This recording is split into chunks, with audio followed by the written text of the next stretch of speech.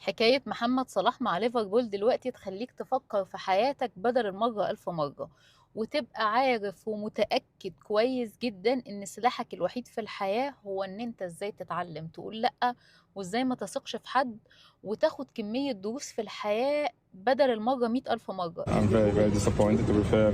I have done so much for this club. Everybody can see that during the years. قال لك انا قدمت كتير قوي، انا قدمت كتير قوي لليفربول. وهنا بقى الدرس الحقيقي اللي المفروض ان احنا كلنا في الحياة نتعلمه: ما ترفعش سقف توقعاتك في حد مهما كان الحد ده. مفيش حاجة في الدنيا دي مضمونة ابدا ابدا ابدا، مهما كانت مفيش حد مضمون ولا حاجة مضمونة. واوعى اوعى اوعى تقول انا عمري ما كنت متخيل انه يعمل فيا كده.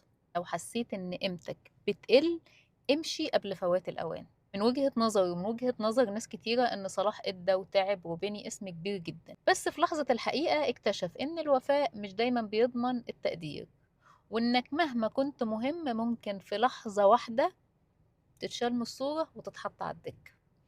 فعيدوا تاني ترتيب الناس في حياتكم، وحددوا أولوياتكم، واعرفوا كويس جدا جدا جدا انتوا قاعدين فين ومع مين وبتعملوا ايه، علشان مفيش اي حاجة في الدنيا دي ثابتة. احنا كمان في حياتنا لازم نتعلم من الدرس اللي حصل ده.